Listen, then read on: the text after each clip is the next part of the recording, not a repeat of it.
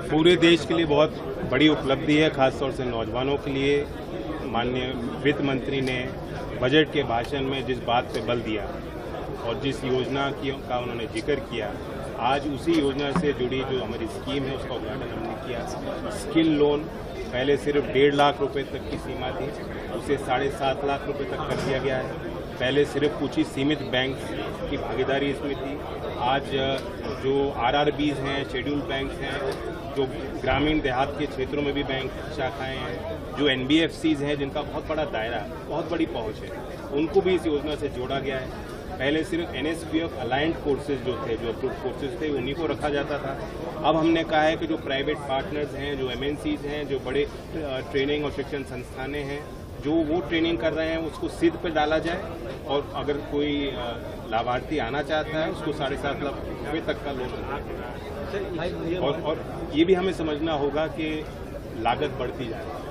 जो future skills की demand अब इंडस्ट्री से आ रही है, इंडस्ट्री 4.0 की हम बात करते हैं, और आने वाले 10 साल में मशीन लर्निंग, AI, अब हम ड्रोन की बात कर रहे हैं, तो नई टेक्नोलॉजीज जिस स्पीड से आ रही हैं उसके लिए हमें कौशल विकास के अपने सिस्टम्स को भी देखना होगा। और नौजवानों की डिमांड बढ़ चढ़कर आ रही है इन फील्ड्स में। आज सरकारी स्कूलों में भी, केंद्रीय विद्यालयों में और नवोदय विद्यालयों में भी AI की ट्रेनिंग का, कौशल विकास का काम चल रहा है।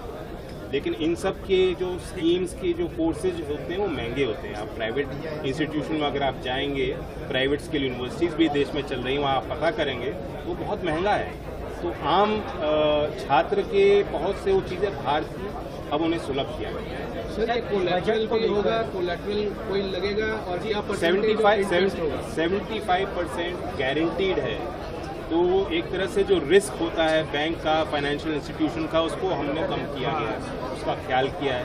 और जब रिस्क कम होगा तो बैंक जो है अच्छे रेट ऑफ इंटरेस्ट पे, तो हमने उसको भी कैप किया है कि कोई ज़्यादा रेट ऑफ इंटरेस्ट ना लिया जाए, market aligned rate of interest पे छात्र इसकी सुविधा ले सकते हैं। सर, बजट को लेकर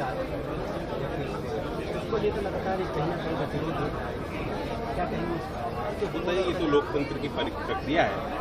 कभी कभी लोग बजट जैसा भी हो, कैसा भी हो, एक रटा भाषण दे देते हैं कि मिडिल क्लास नाराज है और गरीब खफा है और किसान के लिए कुछ नहीं है। मैं सबसे अपील करूंगा कि बजट के सिर्फ स्पीच पे ना जाएं, स्पीच को तो देखें, बेहतरीन स्पीच थी, लेकिन बजट के जो दस्तावेज हैं वो सब खासतौर से MPs को पढ़ना चाहिए।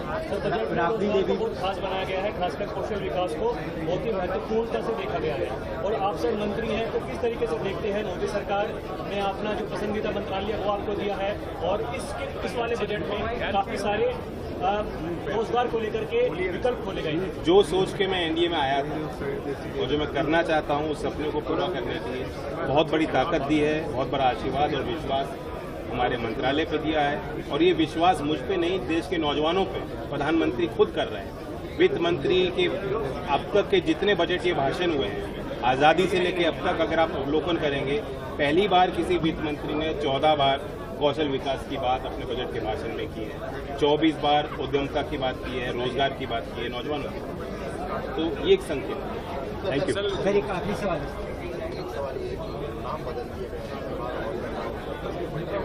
सर, सामने देख के बोल लीजिएगा। दबंग कर दिया गया, उसको लेकर भी अब कांग्रेस पार्टी की तरफ से विरोध किया जा रहा है। नाम एक पहचान का हिस्सा है।